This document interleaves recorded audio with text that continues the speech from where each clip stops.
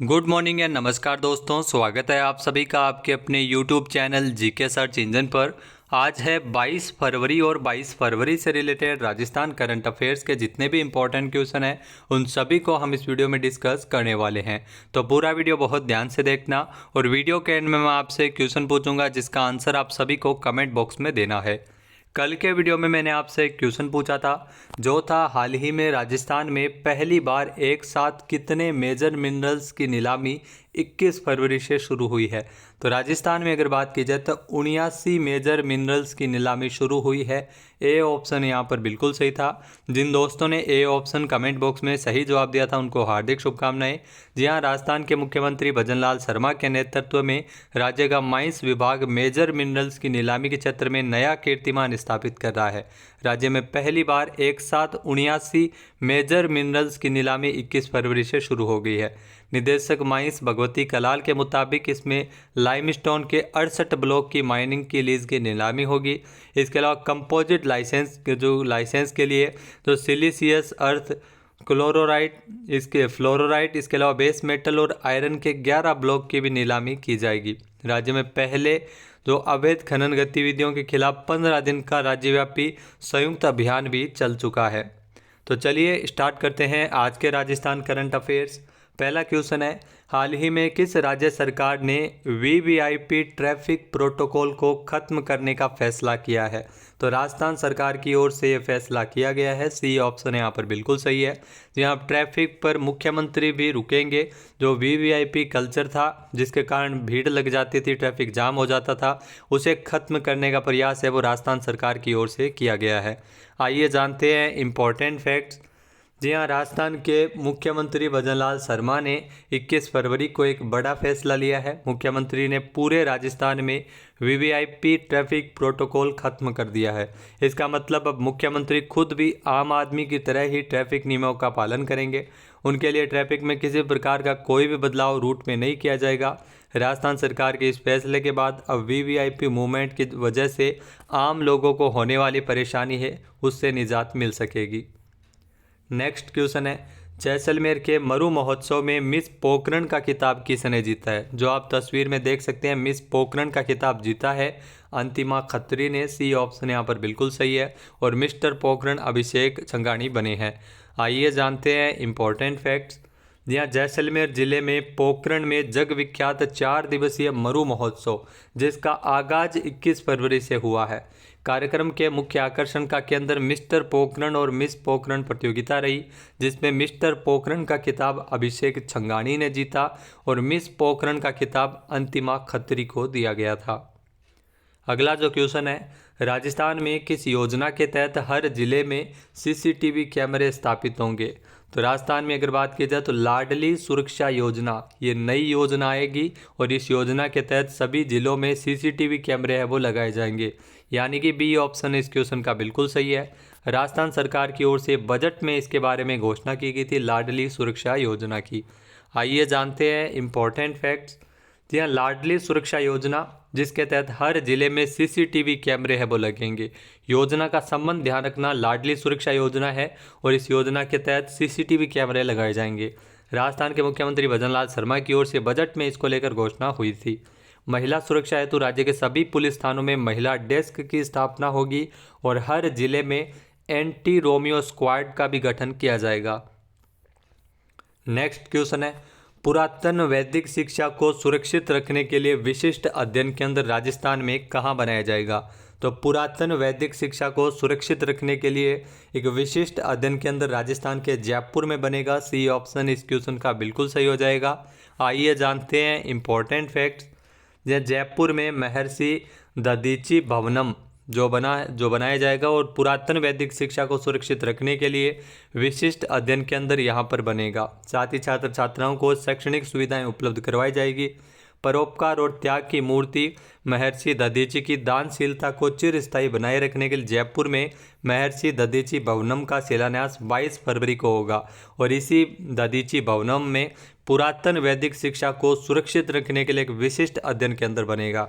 दधीची समाज सेवा समिति ट्रस्ट और दधीच समाज सेवा समिति जयपुर महानगर के तत्वावधान में तैयार हो रहा है। नेक्स्ट क्वेश्चन है, हाल ही में राजस्थानी भाषा दिवस कब मनाया गया है? तो हाल ही में राजस्थानी भाषा दिवस राजस्थान में 21 फरवरी को मनाया गया है। सी ऑप्शन इस क्वेश्चन का बिल्कुल सही है। आइए जानते हैं इम्पोर्टेंट फैक्ट्स। जहाँ हाल ही में 21 फरवरी को राजस्थानी भाषा दिवस मनाया गया है। दरअसल यूनेस्को ने 1999 में 21 फरवरी को अंतर्राष्ट्रीय मातृभाषा दिवस के रूप में घोषित किया और साल 2000 से संपूर्ण विश्व में यह दिवस मनाया जा रहा है और इसी कारण राजस्थानी भाषा दिवस का आयोजन भी 21 फरवरी को किया गया था। थीम रखी गई है राजस्थानी भाषा दिवस के लिए राजस्थान में अपनी भाषा अपनो सम्मान। राजस्थानी भाषा को मान्यता देने के लिए लगातार मांग की जा रही है और समय समय पर आंदोलन भी हुए हैं, लेकिन केंद्र सरकार ने अब तक राजस्थानी भाषा को किसी प्रकार की मान्यता नहीं दी है। नेक्स्ट है, राजस्थान में चिरंजीवी योजना के स्थान पर शुरू हुई मुख्यमंत्री आयुष्मान आरोग्य योजना, इसमें बीमारियों के कितने पैकेजेस उपलब्ध है? तो यहाँ से एग्जाम में क्वेश्चन आपसे ज़रूर पूछा जा सकता है। तो इसमें 1806 बीमारियों के पैकेज उपलब्ध है, जिसमें कैंसर, जहाँ कैंसर के डे केयर के इलाज की सुविधा भी यहाँ पर देखने को मिल सकती है। आइए जानते हैं इम्पोर्टेंट फैक्ट्स। यह राजस्थान की भजनलाल सरकार ने 19 फरवरी 2024 से चिरंजीवी स्वास्थ्य बीमा योजना के नाम को बदलकर मुख्यमंत्री आयुष्मान आरोग्य योजना करने का फैसला लिया है। तो 19 फरवरी को सर्कुलर जारी किया है, जिसमें तत्काल इस योजना की शर्तें और प्रावधानों में किसी प्रकार का बदलाव नहीं किया है। यानी 25 लाख का जो इलाज है वो चिरंजीवी में मिलता था, उसे अभी तक कंटिन्यू रखा है, लेकिन चिरंजीवी स्वास्थ्य बीमा योजना के नाम से जहाँ भी इसका प्रचार प्रसार होर्डिंग का इस्तेमाल किया जा रहा है, वहाँ तुरंत बदलने के आदेश है वो जारी किए हैं। चिरंजीवी योजना के तहत विभिन्न बीमारियों के 1806 प्रकार के पैकेजेज इसमें उपलब्ध है। नेक्स्ट क्वेश्चन है, अंतर्राष्ट्रीय ऊंट महोत्सव का आयोजन 11 से 14 जनवरी तक कहाँ किया गया था? जी हाँ, 11 से 14 जनवरी तक अंतर्राष्ट्रीय ऊंट महोत्सव ये बीकानेर में आयोजित हुआ। मरु महोत्सव का आयोजन कहाँ पे किया जा रहा है? तो मरु महोत्सव जैसलमेर में शुरू हुआ है। आइए जानते हैं इम्पोर्टेंट फैक्ट्स। जी, अंतर्राष्ट्रीय स्तर पर पर्यटन को बढ़ावा देने के लिए बीकानेर की पहचान बना अंतर्राष्ट्रीय ऊंट महोत्सव, जो इंटरनेशनल कैमल फेस्टिवल 11 से 14 जनवरी तक आयोजित हुआ। इस बार आइकन्स ऑफ बीकानेर की थीम पर ऊंट उत्सव आयोजित किया गया था। तो थीम ध्यान रखना, आइकन्स ऑफ बीकानेर। इसमें स्थानीय कला संस्कृति के क्षेत्र में विशेष उपलब्धियां हासिल करने वाले कलाकारों को इस उत्सव के माध्यम से एक वैश्विक मंच उपलब्ध करवाया जाता है। उत्सव के दौरान 12 जनवरी को धरणीधर स्टेडियम में कला एवं संस्कृति का फ्यूजन शो का भी आयोजन किया गया था। इसके अलावा संयुक्त राष्ट्र ने, ध्यान रखना, साल 2024 को अंतर्राष्ट्रीय कैमलिड्स वर्ष घोषित किया है, ऊंटों के लिए अंतर्राष्ट्रीय वर्ष घोषित किया है। नेक्स्ट क्वेश्चन है, हाल ही में हुए विधानसभा चुनाव में सी विजिल ऐप पर आदर्श आचार संहिता के नियमों के उल्लंघन की सर्वाधिक शिकायतें किस राज्य में दर्ज की गई थी? तो सर्वाधिक इसकी शिकायतें हैं वो राजस्थान में ही दर्ज की गई थी। बी ऑप्शन इस क्वेश्चन का बिल्कुल सही है। आइए जानते हैं इम्पोर्टेंट फैक्ट्स। यह चुनाव पर्यवेक्षक के द्वारा साझा की गई एक जानकारी के अनुसार नवंबर 2022 और नवंबर 2023 के बीच चुनाव आयोग को अपने सी विजिल ऐप पर प्राप्त सभी शिकायतों में से 1/4 शिकायतें हैं वो राजस्थान से थी। इस अवधि में हुए 11 राज्यों के विधानसभा चुनाव के दौरान आयोग को सी विजिल ऐप पर 77,623 शिकायतें मिली, जिसमें 21,152 यानी 27.25% शिकायतें हैं वो राजस्थान से थी। आयोग ने नागरिकों को उम्मीदवारों और राजनीतिक दलों द्वारा आदर्श आचार संहिता के नियमों के उल्लंघन की रिपोर्ट की अनुमति देने के लिए सी विजिल ऐप को लॉन्च किया था। तो सी विजिल ऐप का संबंध ध्यान रखना, आचार संहिता के उल्लंघन की रिपोर्ट करवाने के लिए इस ऐप को लॉन्च किया गया था। नेक्स्ट क्वेश्चन है, केंद्रीय मंत्री अश्विनी वैष्णव किस राज्य से राज्यसभा सदस्य चुने गए हैं? जो आप तस्वीर में देख सकते हैं, केंद्रीय मंत्री अश्विनी वैष्णव जो रेल मंत्री है, और ये ध्यान रखना ओडिशा से राज्यसभा सदस्य चुने गए हैं, यानी कि डी ऑप्शन यहाँ पर बिल्कुल सही हो जाएगा। आइए जानते हैं इम्पोर्टेंट फैक्ट्स। जहाँ केंद्रीय मंत्री अश्विनी वैष्णव और सत्तारूढ़ बीजेडी के देबाशीष सामंतरे और सुभाशीष खुंटिया ये ओडिशा से राज्यसभा के लिए निर्विरोध चुने गए हैं। संसद के उच्च सदन राज्यसभा की 56 सीटों के लिए 27 फरवरी को चुनाव होना है और इसी बीच 56 सीटों में से 41 सीटों पर नेता है वो निर्विरोध निर्वाचित हो गए हैं। निर्विरोध नेता चुने गए जिसमें कांग्रेस की पूर्व अध्यक्ष सोनिया गांधी जो राजस्थान से चुनी गई है निर्विरोध, और बीजेपी के अध्यक्ष जेपी नड्डा भी शामिल है। नेक्स्ट क्वेश्चन है, हाल ही में अंतर्राष्ट्रीय सौर गठबंधन का नया सदस्य कौन सा देश बन गया है? तो अंतर्राष्ट्रीय सौर गठबंधन का नया सदस्य देश बना है माल्टा। ए ऑप्शन यहाँ पर बिल्कुल सही है। आइए जानते हैं इम्पोर्टेंट फैक्ट्स। जहाँ मध्य भूमध्य सागरीय देश माल्टा, जो हाल ही में अंतर्राष्ट्रीय सौर गठबंधन यानी इंटरनेशनल सोलर अलायंस जिसका नया सदस्य देश बन गया है माल्टा। भारत ने अंतर्राष्ट्रीय सौर गठबंधन में शामिल होने वाले 119वें देश के रूप में माल्टा का स्वागत किया है।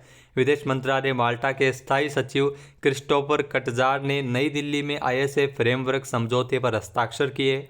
आईएसए यानी इंटरनेशनल सोलर अलायंस की स्थापना 2015 में की गई थी और इसका जो मुख्यालय है वो गुरुग्राम, भारत में है।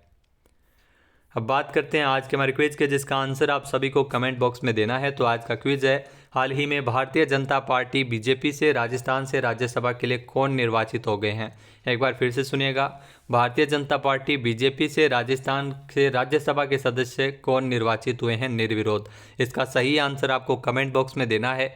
और अगर ये वीडियो आपको पसंद आए तो इसे लाइक और शेयर करना बिल्कुल न भूलिएगा। चैनल पर नए जुड़े हैं, सब्सक्राइब नहीं किया है तो भी सब्सक्राइब बटन पर क्लिक करें। इस वीडियो की जो PDF फाइल है वो आप वीडियो के डिस्क्रिप्शन बॉक्स से डाउनलोड कर सकते हैं और इस क्वेश्चन का आंसर आप वोट करके भी कर सकते हैं। जय हिंद, जय भारत, जय राजस्थान।